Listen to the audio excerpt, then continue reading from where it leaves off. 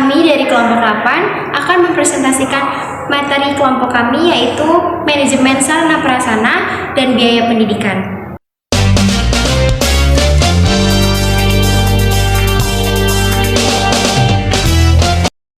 Langsung saja di sini yang pertama saya akan bahas tentang pengertian manajemen sarana prasarana. Yang pertama yaitu menurut KBBI, yaitu segala sesuatu yang dapat dipakai sebagai alat dalam mencapai tujuan pendidikan.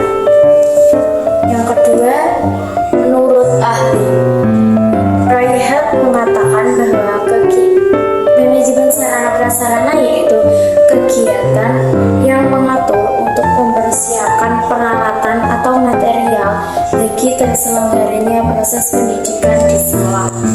Nah, yang kedua, menurut Bavader mengatakan bahwa manajemen sarana prasarana adalah pendayagunaan semua kelengkapan pendidikan secara efektif dan efisien. Nah, dari definisi tersebut menunjukkan bahwa sarana dan prasarana yang ada harus didayagunakan dan dikelola untuk kepentingan proses pendidikan pembelajaran di sekolah. Yang kedua yaitu tujuan. Nah, apa sih tujuan dari adanya manajemen sarana prasarana itu? Yang pertama yaitu untuk mengupayakan sarana prasarana pendidikan yang berkualitas tinggi. Yang kedua yaitu untuk mengupayakan pemakaian sarana dan prasarana sekolah yang tepat dan efisien. Yang selanjutnya yaitu untuk merawat sarana prasarana di sekolah dengan baik sehingga kondisi siap pakai. Yang pertama yaitu ada prinsip efisiensi, yang dimana di sekolah itu dilakukan untuk menghasilkan pendidikan yang baik dengan harga yang murah atau terjangkau. Yang kedua yaitu prinsip pencapaian tujuan, yang di dalam sekolah itu fasilitas yang digunakan itu siap dipakai.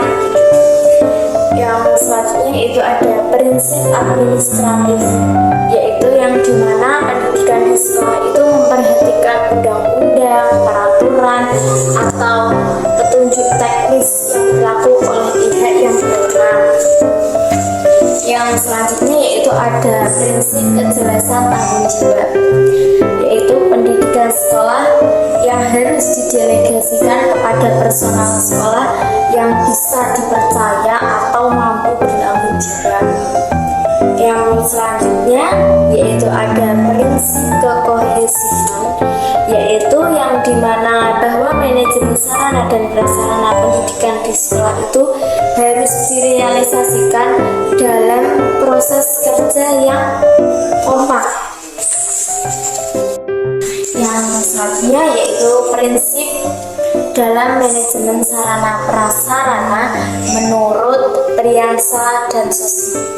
Ini ada 8. Nah, yang pertama yaitu ada ketersediaan. Jadi dalam sekolah itu hendaknya selalu ada pada saat dibutuhkan. Yang kedua, kemudahan. Yang ketiga, kegunaan. Keempat, kelengkapan. Yang kelima, kebutuhan peserta didik. Keenam, ergonomis. Ergonomis itu apa sih? Ergonomis itu tuh sekolah itu hendaknya itu dirancang untuk mendukung proses belajar mengajar yang sesuai dengan konsep kenyamanan seperti itu. Selanjutnya yaitu yang ketujuh ada masa pakai, dan yang terakhir yang kedelapan ada pemeliharaan. Jadi pemeliharaan itu hendaknya itu praktis untuk dirawat sehingga tidak menyulitkan dalam proses pemeliharaan. Baik, selanjutnya yaitu adanya manfaat manajemen sarana dan prasarana pendidikan. Yang pertama, membantu siswa agar lebih fokus dalam belajar. Dengan adanya prasarana pendidikan yang memadai memadai seperti ruang kelas yang nyaman dan dilengkapi dengan perlengkapan yang dibutuhkan, itu dapat membantu menciptakan lingkungan belajar yang kondusif sehingga siswa dapat belajar dengan fokus. Yang kedua yaitu meningkatkan efisiensi waktu dan ruang. Misalnya, penggunaan ruang kelas yang optimal dan tersedianya fasilitas seperti teknologi pembelajaran modern itu dapat membantu memaksimalkan waktu belajar siswa. Yang ketiga yaitu mendukung siswa untuk mengasah potensi yang dimiliki. Misalnya, adanya laboratorium yang dilengkapi dengan peralatan modern atau canggih itu dapat membantu siswa bereksperimen ilmiah, atau adanya ruang seni yang dilengkapi dengan alat lukis itu juga dapat membantu siswa untuk mengasah kekreatifannya. Yang keempat yaitu meningkatkan pengalaman belajar siswa. Misalnya, pembelajaran yang dilakukan di luar ruang kelas atau kunjungan ke tempat-tempat yang relevan itu dapat memberikan kesan yang lebih menarik kepada siswa. Yang kelima yaitu membuat lingkungan belajar lebih nyaman. Dengan tersedianya lingkungan belajar yang lebih nyaman akan membuat siswa lebih rileks. Baik, selanjutnya yaitu ada fungsi manajemen sarana dan prasarana pendidikan. Yang pertama itu dapat mempermudah proses kerja. Dengan adanya manajemen sarana dan prasarana pendidikan, itu dapat membantu dalam menyediakan infrastruktur yang diperlukan untuk mendukung kegiatan pembelajaran ataupun administrasi. Dengan fasilitas yang memadai ataupun terorganisir, proses kerja para pendidik ataupun tenaga administrasi itu akan menjadi lebih cepat ataupun lancar.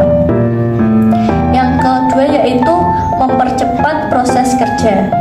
Dengan adanya pengelolaan yang baik terhadap sarana dan prasarana pendidikan seperti perencanaan yang matang, pemeliharaan yang teratur, ataupun pengaturan yang efisien, dalam proses kerja itu akan menjadi lebih cepat selesai. Yang ketiga yaitu meningkatkan produktivitas. Dengan memiliki sarana dan prasarana yang baik, para tenaga pendidik itu dapat lebih fokus terhadap tugas-tugas inti mereka tanpa terganggu dengan masalah infrastruktur lainnya. Hal ini itu juga dapat meningkatkan produktivitas karena mereka dapat menggunakan waktunya dengan efektif. Yang keempat yaitu hasilnya lebih berkualitas. Nah, dengan memiliki atau adanya manajemen sarana dan prasarana pendidikan,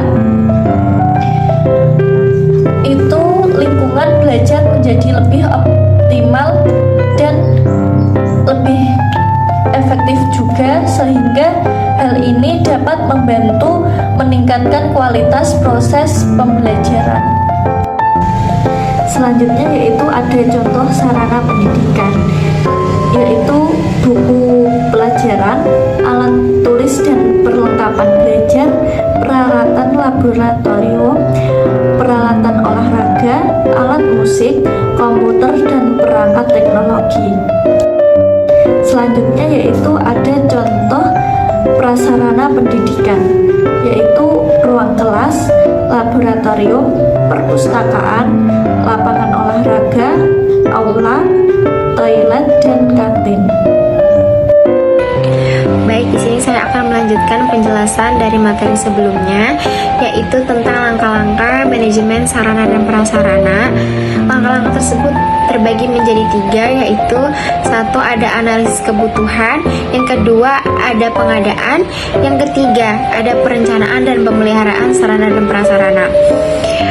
Kita bahas satu-satu ya. Yang pertama yaitu ada analisis kebutuhan. Analisis merupakan kegiatan membandingkan antara data yang sudah ada di lapangan dengan data yang menurut standar. Adanya kesenjangan tersebut, kekurangan akan menjadi dasar perhitungan kebutuhan pengadaan sarana dan prasarana. Yang kedua yaitu ada pengadaan. Pengadaan sarana dan prasarana pendidikan adalah kegiatan untuk menyediakan atau menghadirkan sarana prasarana yang dibutuhkan dalam pelaksanaan pendidikan pada suatu lembaga sesuai rencana yang telah dibuat. Yang ketiga yaitu ada pencatatan dan pemeliharaan sarana dan prasarana, yaitu ada inventarisasi adalah kegiatan pencatatan atau pendaftaran barang secara tertib dan teratur menurut ketentuan yang berlaku. Selanjutnya kita masuk pada materi konsep dasar manajemen biaya pendidikan, yaitu